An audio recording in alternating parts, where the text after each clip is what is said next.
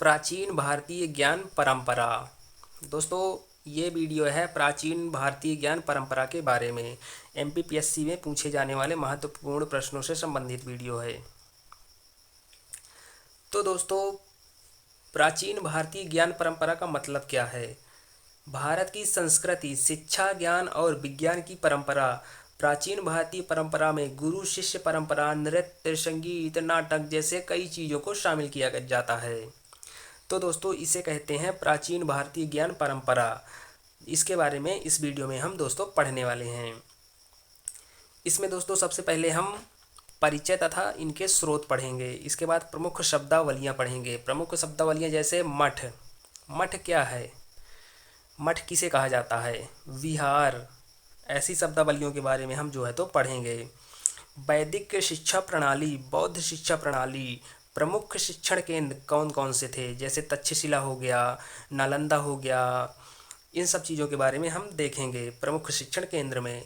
महाकाव्य हो गया। महाकाव्य में हम दो चीज़ें पढ़ेंगे, एक रामायण हो गया और दूसरा जो है तो महाभारत। महाभारत। तो दो चीज़ें हम पढ़ेंगे महाकाव्य में। भारतीय चिकित्सा शास्त्री, भारतीय विद्वान, प्रसिद्ध भारतीय विद्वान, इन सब चीज़ों के बारे में एक एक करके पढ़ेंगे डिटेल में। तो चलिए दोस्तों, वीडियो को शुरू करते हैं। तो दोस्तों, सबसे पहले हम समझते हैं परिचय और स्रोत। दोस्तों, प्राचीन भारतीय ज्ञान परंपरा का आशय है भारतीय ज्ञान अर्जन की पद्धतियाँ समयानुसार निश्चित अंतरालों में बदलती रहती हैं। कहने का मतलब है कि प्राचीन भारत में शिक्षा जो है तो गुरुकुल में दी जाती थी। जंगल में जाकर शिक्षा प्राप्त करते थे विद्यार्थी। और आज के आधुनिक समय में शिक्षा जो है तो स्कूलों में दी जाती है। तो दोस्तों, इस प्रकार से आप लोग समझ सकते हैं। आज के समय में मोबाइल से भी शिक्षा जो है तो प्राप्त की जा सकती है। मोबाइल हो गए, कंप्यूटर, लैपटॉप, इन सब चीज़ों से समयानुसार जो है तो निश्चित अंतराल में बदलती है। इसके कुछ प्रमुख विषय हैं दोस्तों। इसके अंतर्गत जो है तो न्याय शास्त्र, खगोल, व्याकरण, दर्शन, चिकित्सा जैसे विषयों को अध्ययन किया जाता है। इसके प्रमुख विषय हैं दोस्तों ज्योतिष, कृषि, दर्शन, धर्मशास्त्र, शिल्पशास्त्र, खगोल और चिकित्सा। तो ऐसी चीज़ों को जो है तो प्राचीन भारतीय ज्ञान परंपरा में जो है तो शामिल किया जाता है। इसके आगे है दोस्तों प्राचीन भारतीय इतिहास के स्रोत। स्रोत जान लेते हैं भारतीय इतिहास के स्रोत। तो दोस्तों, स्रोत जो है तो दो तरह के होते हैं। एक साहित्यिक स्रोत हो गए और दूसरे जो है तो पुरातात्विक स्रोत। पुरातात्विक स्रोत ऐसे होते हैं जैसे कोई चीज़ मिल जाए, जैसे कोई मूर्ति मिल जाए, के सिक्के हो गए, मुहरे हो गए, चित्रकला हो गए, अभिलेख हो गए, शिलालेख हो गए, जिनमें चित्र गुफा हो गई। तो इन सब चीज़ों को यानी कि कोई वस्तु प्राप्त हो जाए उसे पुरातात्विक स्रोत कहा जाता है। जैसे स्मारक भवन हो गए, तो ये पुरातात्विक स्रोत हो गए। इसके बाद है दोस्तों साहित्यिक स्रोत। साहित्यिक स्रोत दो तरह से हैं, एक भारतीय स्रोत हो गए और दूसरा जो है तो विदेशी स्रोत है।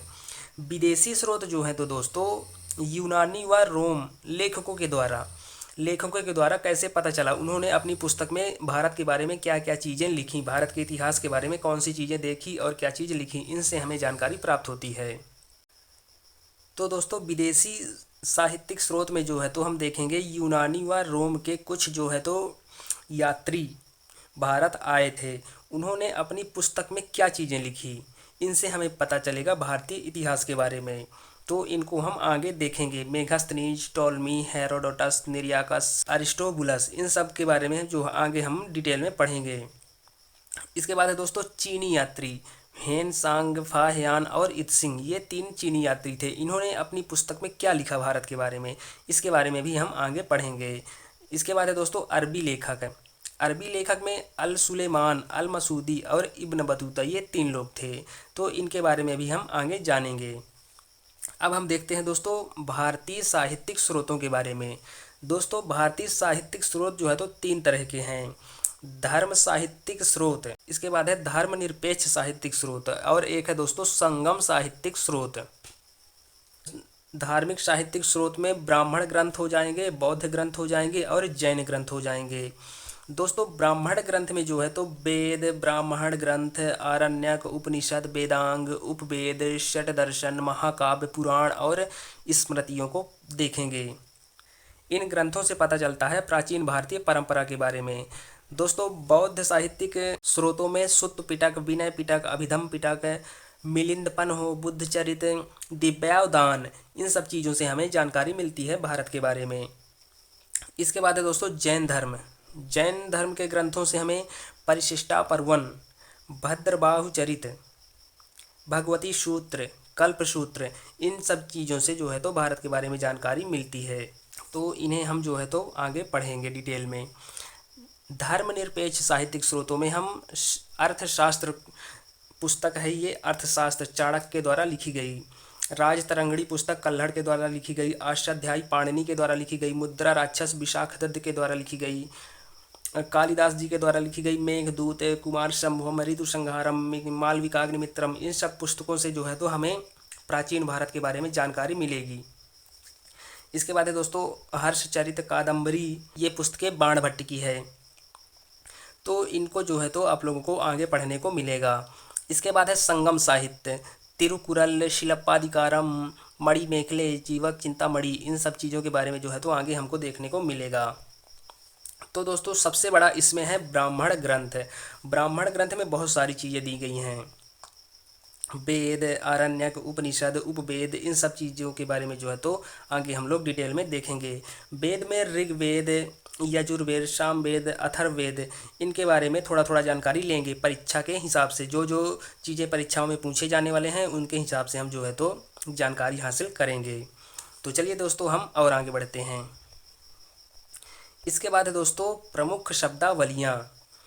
दोस्तों प्रमुख शब्दावलियों में सबसे पहले आता है मठ। मठ का मतलब क्या है दोस्तों, सीधे सरल शब्दों में समझिए। मठ वह स्थान है जहाँ शिष्य और आचार्य अपने किसी प्रमुख बात के बारे में जो है तो विचार विमर्श करते हैं, उसे मठ कहते हैं। मठ वह स्थान है जहाँ पर किसी संप्रदाय, परंपरा, विशेष यानी कि मुख्य बात को आस्था रखने वाले शिष्य, आचार्य या धर्मगुरु अपने संप्रदाय के संवर्धन के उद्देश्य से धर्म ग्रंथों पर विचार विमर्श करते हैं।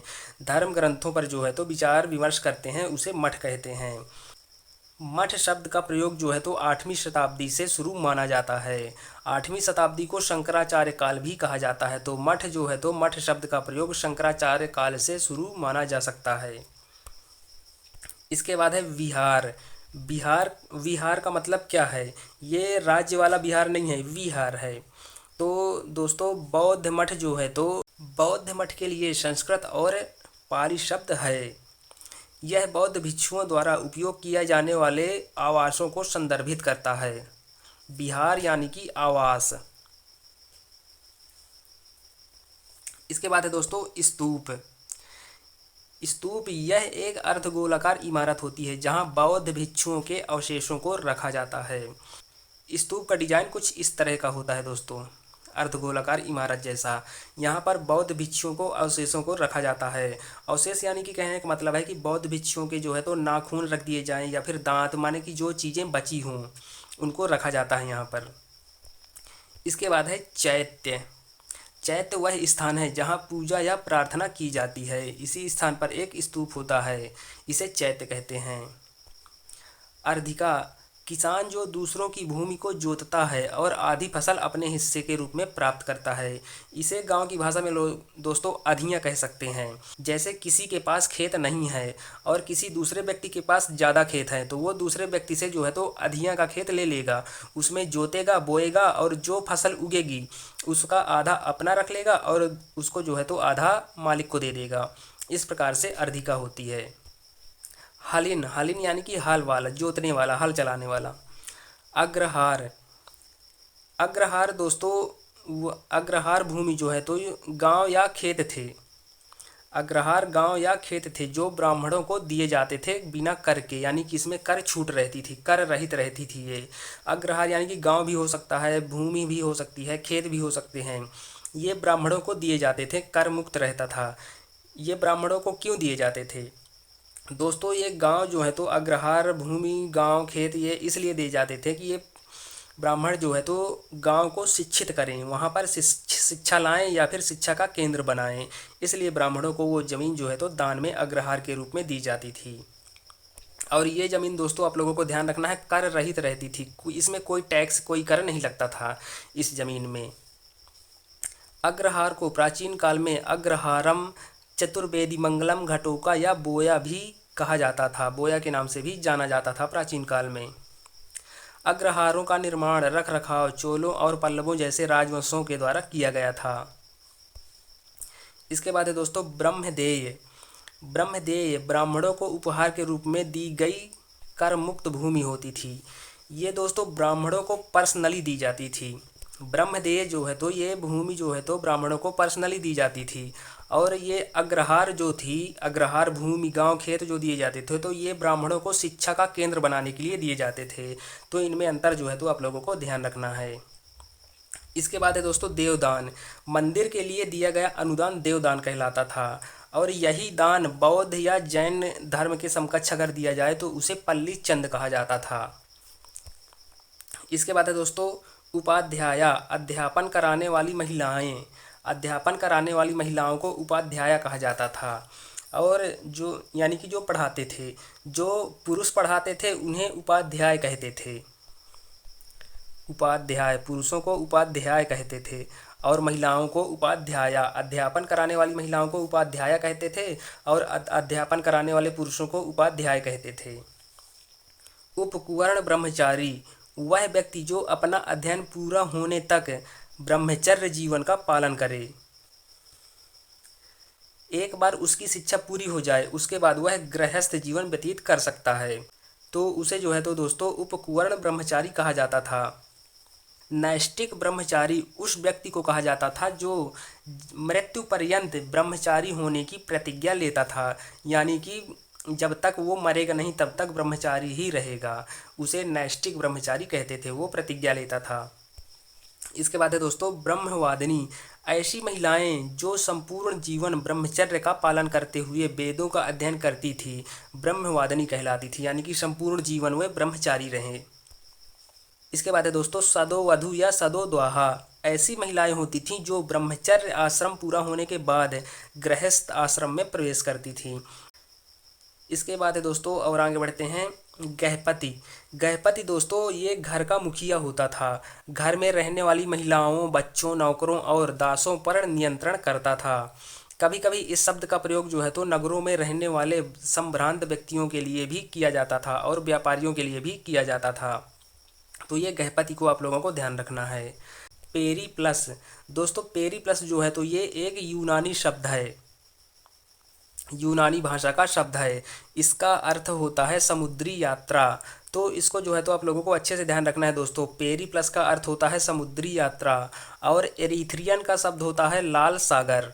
तो इन दोनों यूनानी शब्दों को ध्यान रखना है। इनका हिंदी में अर्थ होता है पेरी प्लस का समुद्री यात्रा, एरिथ्रियन का लाल सागर। इसके बाद है ओलीगार्गी या समूह शासन।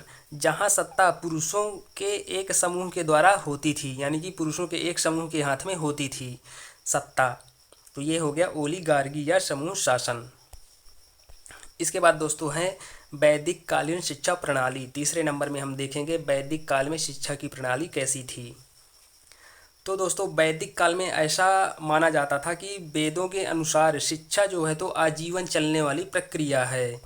वैदिक काल में शिक्षा के उद्देश्य क्या थे?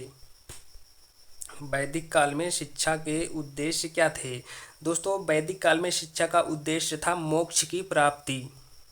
मोक्ष की प्राप्ति, आध्यात्मिक के साथ साथ भौतिक विकास।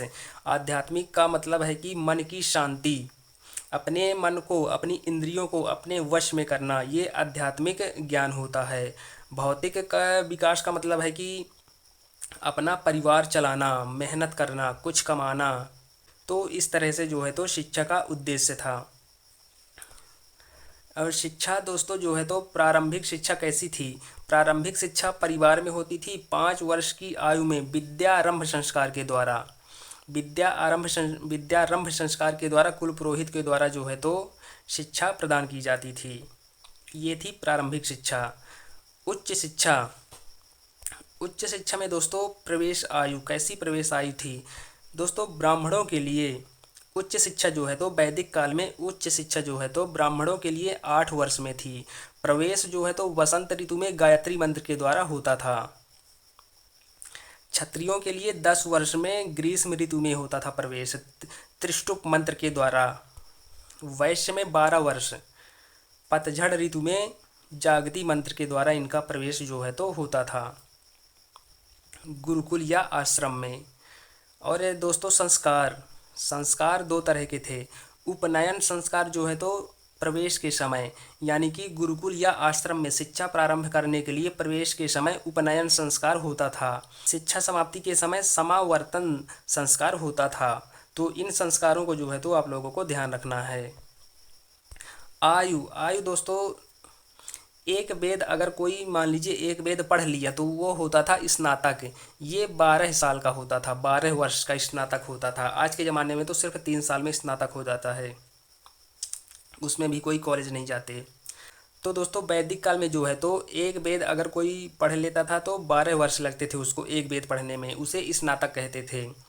और जो लोग 2 वेद पढ़ते थे उन्हें 24 साल का समय लगता था, 24 वर्ष का समय लगता था, उसे वसु कहते थे। वसु 2 वेद को पढ़ने वाले को वसु कहते थे। अगर कोई 3 वेद पढ़ लिया तो उसे रुद्र कहा जाता था, इसमें 36 वर्ष का समय लगता था। 4 वेद को पढ़ने वाले को आदित्य कहा जाता था, 48 वर्ष का समय इसमें लगता था। साहित्य और अर्थशास्त्र को पढ़ने के लिए सिर्फ 10 साल लगते थे। साहित्य और अर्थशास्त्र समझने के लिए पढ़ने के लिए 10 वर्ष का समय लगता था। अब दोस्तों समझते हैं उपाकर्म और उत्सर्जना संस्कार। दोस्तों उपाकर्म संस्कार जो था इसमें प्रत्येक वर्ष व्यक्ति के वैदिक अध्ययन के चक्र की शुरुआत को चिन्हित करता है। उत्सर्जना संस्कार जो है तो प्रत्येक वर्ष के लिए वैदिक अध्ययन को पूरा होने का प्रतीक माना जाता है। तो इन संस्कारों को जो है तो ध्यान रखना है आप लोगों को। अब दोस्तों समझते हैं वैदिक कालीन शिक्षा की विशेषताएं। तो दोस्तों यहाँ पर जो है तो शिक्षा निःशुल्क थी। शिक्षा जो है तो निःशुल्क थी और राज्य के नियंत्रण से ये मुक्त थे, यानी कि गुरुकुल आश्रम जो थे इसमें राज्य का कोई हस्तक्षेप नहीं था। आय के स्रोत जो है तो इसमें राज्य का कोई हस्तक्षेप नहीं था, इसलिए राज्य से कोई अनुदान की प्राप्ति नहीं होती थी। तो इनका जो है तो स्रोत, आय का स्रोत जो है तो दान, भिक्षा या फिर गुरु दक्षिणा से चलता था। स्रोत, आय के स्रोत इसमें जो है तो दान दक्षिणा से चलता था। इसके बाद दोस्तों शिक्षा की पाठचर्या। प्रारंभिक शिक्षा में दोस्तों जो है तो भाषा, व्याकरण और गणना के बारे में बताया जाता था। उच्च शिक्षा में धर्म, नीति शास्त्र, आयुर्विज्ञान, कृषि, सैनिक और राजनीति शास्त्र के बारे में बताया जाता था। वर्गीकरण में दोस्तों अपरा यानी कि भौतिक, परा और आध्यात्मिक ज्ञान दिया जाता था। परा यानी कि आध्यात्मिक ज्ञान, ये सभी ज्ञान को जो है तो दिया जाता था। स्त्री एवं शूद्रों के लिए शिक्षा। स्त्री एवं शूद्रों के लिए तो वैदिक काल में जो है तो समान व पूर्ण अधिकार था। सभी को जो है तो समान और पूरा अधिकार था शिक्षा का। उत्तर वैदिक काल में अत्यंत सीमित अधिकार मिले। स्त्री एवं शूद्र को उत्तर वैदिक काल में अत्यंत सीमित अधिकार मिले, लगभग ना के बराबर कह सकते हैं। तो दोस्तों इन चीज़ों को जो है तो अच्छी तरह से ध्यान रखना है आप लोगों को। इसके बाद है दोस्तों शिक्षण विधियाँ। शिक्षण की विधियाँ क्या थी, शिक्षा की विधि क्या थी। तो दोस्तों इसमें मौखिक शिक्षा थी। मौखिक शिक्षा यानी कि व्याख्यान व वाद विवाद बोल करके, समझा करके पढ़ाया जाता था। इसके बाद है दोस्तों अनुकरण आवृत्ति कंठस्थ विधि, यानी कि बोल करके बढ़िया अच्छे से जो है तो आवृत्ति अनुकरण करके शिक्षा का पालन विकास किया जाता था, बताया जाता था। इसके बाद है दोस्तों अभ्यास व प्रदर्शन, तर्क विधि, इन सब चीज़ों के बारे में इस तरह से, इस प्रकार से समझाया जाता था। इसके बाद है दोस्तों कठोर अनुशासन। कठोर अनुशासन इसमें दोस्तों शारीरिक, मानसिक और आत्मिक, ये तीनों तरह के अनुशासन इसमें कठोर अनुशासन दिए गए थे। शिक्षक गुरु, यानी कि इनके लिए शिक्षा क्या थी, गुरुओं के लिए शिक्षा क्या थी। तो दोस्तों धिया वसु यानी कि शिक्षक के लिए बुद्धि ही धन है। धिया वसु का मतलब है कि बुद्धि ही धन है। तो शिक्षक के लिए जो है तो बुद्धि ही धन होती थी, सब कुछ बुद्धि ही होती थी एक शिक्षक के लिए। सत्य जन्मा, यानी कि शिक्षक ऐसा होना चाहिए जो सत्य को जानने वाला हो, सत्य जन्मा। विश्ववेदा, यानी कि सर्वज्ञ होना चाहिए शिक्षक को। इस प्रकार से शिक्षक यानी कि गुरु जो है तो होते थे। शिक्षण केंद्र, शिक्षा का केंद्र कहाँ कहाँ पर था? तो दोस्तों शिक्षा केंद्र जो है तो तक्षशिला, पाटलिपुत्र, मिथिला, धार, कन्नौज, नासिक, कौंची, इस प्रकार से था। दंड विधान जो है तो इसमें उपवास और रज्जू, रज्जू का यानी पतली छड़ी का उपयोग किया जाता था और छात्रों को जो है तो उपवास रखा जाता था, ऐसा दंड विधान था। इसके बाद दोस्तों वैदिक शिक्षा प्रणाली के दोष। शिक्षा राज्य का उत्तरदायित्व नहीं था, यानी कि शिक्षा में राज्य का कोई भी उत्तरदायित्व नहीं था। आय के निश्चित स्रोतों का अभाव था, आय का कोई निश्चित स्रोत नहीं था। रटने पर बल दिया जाता था। अव्यवस्थित पाठचर्या थी। स्त्री व शूद्र शिक्षा का अभाव था। व्यावसायिक शिक्षा का अभाव था। तो ये थे दोस्तों वैदिक शिक्षा प्रणाली के दोष। अब हम दोस्तों समझते हैं बौद्ध शिक्षा प्रणाली।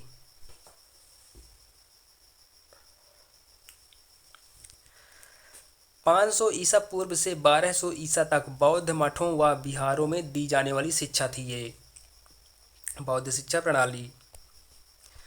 दोस्तों वैदिक धर्म को कठोर वर्ण व्यवस्था और कर्मकांड के प्रतिकूल, बौद्ध धर्म का आधार समानता, प्रेम और करुणा थी। ये महत्वपूर्ण बात है। अब दोस्तों हम बौद्ध धर्म की शिक्षा प्रणाली को समझते हैं। प्रारंभिक शिक्षा में विद्यार्थी को श्रवण या सामनेर कहा जाता था। श्रवण या सामनेर बौद्ध शिक्षा प्रणाली में विद्यार्थियों को प्रारंभिक शिक्षा के दौरान बोला जाता था। 6 से 12 वर्ष की आयु में प्रारंभिक शिक्षा दी जाती थी सभी वर्गों हेतु। ऐसा नहीं था कि कोई शूद्र है तो नहीं पढ़ सकता, ब्राह्मण है तो केवल वही बस पढ़ेगा, ऐसा नहीं था। बौद्ध शिक्षा प्रणाली में सभी के लिए अलाउ था, सभी कोई आ सकते हैं, सभी कोई शिक्षा ले सकते हैं। प्रवज्जा या पवज्जा संस्कार के माध्यम से 3 प्रण यानी कि शरण त्रयी, 3 प्रण लेना होता था। शरण त्रयी, बुद्धम शरणम गच्छामि यानी कि मैं बुद्ध की शरण लेता हूँ। धम्मम शरणम गच्छामि, मैं धर्म की शरण लेता हूँ। इसके बाद तीसरा है दोस्तों संघम शरणम गच्छामि, मैं संघ की शरण लेता हूँ। इस प्रकार से जो है तो बुद्ध की शिक्षा प्रारंभ होती थी। 10 शिक्षा पदानि यानी कि बौद्ध धर्म के अनुसार 10 शील थे, इस प्रकार से। और आगे बढ़ते हैं दोस्तों। उच्च शिक्षा, बौद्ध धर्म में उच्च शिक्षा किस प्रकार से थी? तो दोस्तों प्रवेश परीक्षा होती थी इसमें सबसे पहले, जिसे आज के ज़माने में एंट्रेंस टेस्ट बोलते हैं। तो प्रवेश परीक्षा होती थी उस समय। 12 वर्ष से 25 वर्ष की आयु तक उच्च शिक्षा होती थी। उपसंपदा संस्कार के द्वारा इनको जो है तो एडमिशन दिया जाता था। इसमें दोस्तों शिक्षा ग्रहण करने के बाद 2 रास्ते हुआ करते थे। पहला हो गया गृहस्थ जीवन और दूसरा जो है तो भिक्षु, यानी गृहस्थ जीवन यानी कि शिक्षा ग्रहण करने के बाद अपना गृहस्थ ही जीवन जी सकते हैं, और दूसरा था कि भिक्षु रहें यानी कि ब्रह्मचर्य रहें। दोस्तों बौद्ध धर्म में जो है तो शिक्षा के उद्देश्य क्या थे? मानव संस्कृति का विकास, सामाजिक आचरण, चरित्र निर्माण, ज्ञान, व्यावसायिक शिक्षा। अब है दोस्तों दोष। बौद्ध शिक्षा प्रणाली के दोष देखते हैं हम लोग अब। आय के अनिश्चित स्रोत थे, आय के जो है तो अनिश्चित स्रोत थे। स्त्री की कम भागीदारी, सैन्य शिक्षा का अभाव था, इसमें सैन्य शिक्षा नहीं दी जाती थी, यानी कि लड़ाई का जो है तो कोई भी इसमें काम नहीं था। इसके बाद है दोस्तों विशेषताएं। मौखिक परीक्षा व कठोर अनुशासन था। आवासीय शिक्षा केंद्र थे। अहिंसक दंड विधान था, यानी कि इसमें कोई भी दंड नहीं दिया जाता था, सब चीज़ें प्यार से समझाई जाती थी। महाप्रजापति गौतमी व शिष्य आनंद के अनुग्रह के बाद ही स्त्रियों को जो है तो शिक्षा के रूप में यहाँ भर्ती किया जाने लगा। कम संख्या में स्त्रियाँ आई। कम शिक्षा व अलग शिक्षा का प्रावधान रखा गया। विदुषी महिलाएं, बौद्ध धर्म में जो महिलाएं शिक्षा ग्रहण करती हैं उन्हें विदुषी कहा जाता है। तो यहाँ पर कुछ महिलाओं के नाम दिए गए हैं, जैसे शीलभाहारिका, विजयांका, रानी नैनिका, प्रभु देवी, रानी प्रभावती गुप्त, अशोक सम्राट की पुत्री संघमित्रा। संघमित्रा ने भी यहाँ से जो है तो शिक्षा ग्रहण की है, अशोक की पुत्री थी। शिक्षा केंद्र तक्षशिला, नालंदा, वल्लभी, विक्रमशिला थे। ये जो है तो शिक्षा केंद्र थे बौद्ध के। प्राथमिक शिक्षा निःशुल्क होती थी, उच्च शिक्षा सशुल्क होती थी, यानी कि इसमें जो है तो फीस लगती थी। लोक भाषा पाली थी, बौद्ध धर्म में शिक्षा की जो भाषा थी पाली थी। पाठ्यक्रम प्रारंभिक में दोस्तों जो है तो सिद्धरस्तु बाल पोथी द्वारा पाली भाषा के 49 अक्षरों का ज्ञान दिया जाता था। इसके बाद धर्म के बारे में ज्ञान दिया जाता था। 5 विज्ञान विद्या शिल्प चिकित्सा हेतु अध्यात्म, ये जो है तो 5 विज्ञान के बारे में शिक्षा दी जाती थी। ये सब प्रारंभिक शिक्षा में होता था। उच्च शिक्षा में दोस्तों व्याकरण धर्म ज्योतिष आयुर्विज्ञान दर्शन, इन चीज़ों के बारे में उच्च शिक्षा में बताया जाता था। पाली संस्कृत प्राकृत संस्कृत के बारे में भी उच्च शिक्षा में बताया जाता था। इसके बाद दोस्तों कौशल व्यवसाय साहित्य कला विज्ञान, इन सब चीज़ों को उच्च शिक्षा के अंतर्गत अध्ययन कराया जाता था। भिक्षु त्रिपिटक का अध्ययन करते थे। भिक्षु जो है तो त्रिपिटक का अध्ययन करते थे, जिन्हें भिक्षु होना होता था वो त्रिपिटक का अध्ययन करते थे। शिक्षण की विधि प्रश्नोत्तर विधि थी, अनुकरण था, व्याख्या व वाद विवाद था, तर्क सम्मेलन शास्त्रार्थ, इन सब चीज़ों के माध्यम से जो है तो पढ़ाया जाता था। इसके बाद है दोस्तों देशाटन, यानी कि देश का भ्रमण करना, भिक्षु शिक्षा। इसके पहले दोस्तों जो है तो भारतवर्ष के बारे में वीडियो बनाई गई है। भारतवर्ष क्या है इसके बारे में सभी जानकारी संपूर्ण जानकारी दी गई है, तो चैनल के डिस्क्रिप्शन में आपको लिंक जो है तो मिल जाएगी। तो आप भारतवर्ष की वीडियो जो है तो देखना ना भूलें, इसको ज़रूर देख लें, ताकि इसके बाद जो है तो ये प्राचीन भारतीय परंपरा की वीडियो जो है तो ये आप लोगों को समझ में आए। तो प्राचीन भारतीय वीडियो जो है तो ये पार्ट 1 है, इसके बाद आएगा पार्ट 2। तो दोस्तों संपूर्ण जानकारी पाने के लिए हमारे चैनल रवि स्टडी जीके को सब्सक्राइब करें, ताकि जो है तो आने वाली वीडियो के बारे में आपको पता चल सके। और दोस्तों भारतवर्ष की वीडियो जो है तो आप लोगों को देखना अति आवश्यक है, ताकि आगे की पार्ट 1 और पार्ट 2 प्राचीन भारतीय परंपरा के बारे में जो है तो वीडियो समझ में आए। और दोस्तों कोई भी चीज़ हो तो लंबे समय तक याद रखने के लिए आप लोगों को करना होगा रिवीजन। तो दोस्तों रिवीजन करते रहिए और जो है तो तैयारी अच्छे से करिए।